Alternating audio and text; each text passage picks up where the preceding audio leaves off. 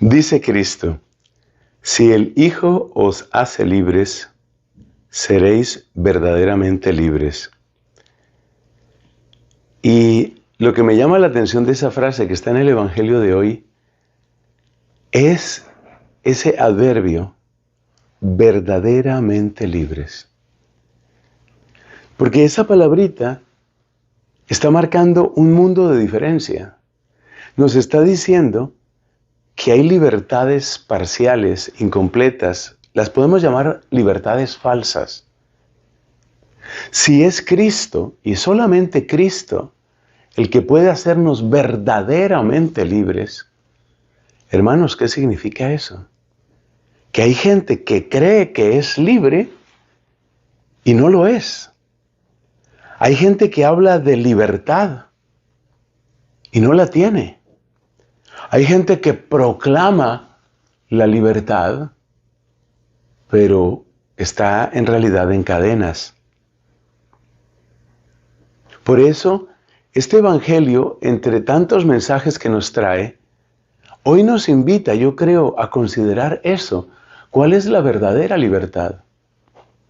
Y este es un mensaje que hemos compartido más de una vez.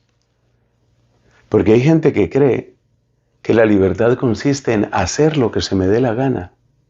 Hay gente que está convencida de eso. Hacer lo que se me dé la gana.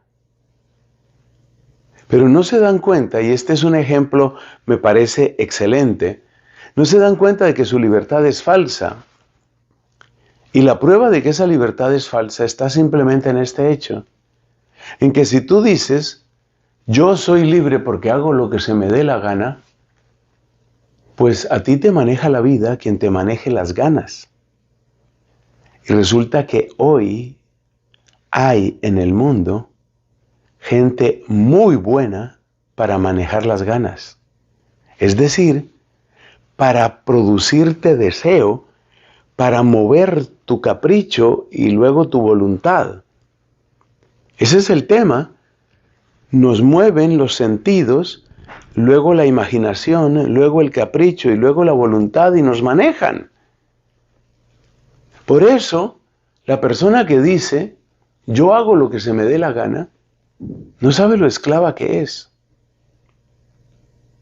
Y por eso también tiene tantísimo sentido la frase de Cristo.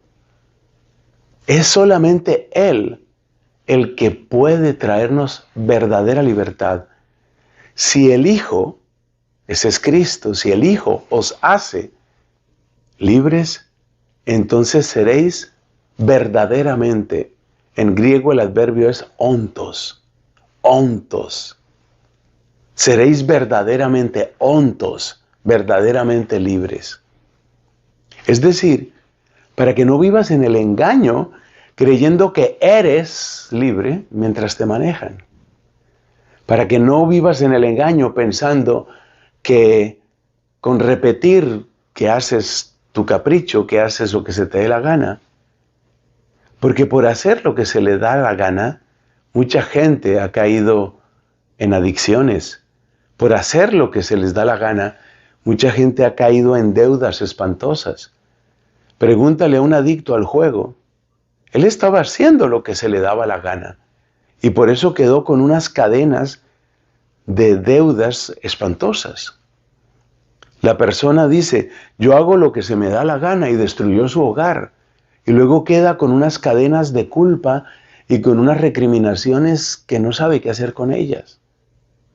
Por eso hay que acercarse a Cristo, porque solamente cuando se da la victoria sobre el pecado y cuando se da la victoria sobre nuestras malas tendencias, es decir, cuando se recupera el orden querido por Dios, ahí sí somos libres. ¿Y el orden querido por Dios cuál es? Que nuestra sensibilidad esté gobernada por una buena voluntad, por una voluntad recta.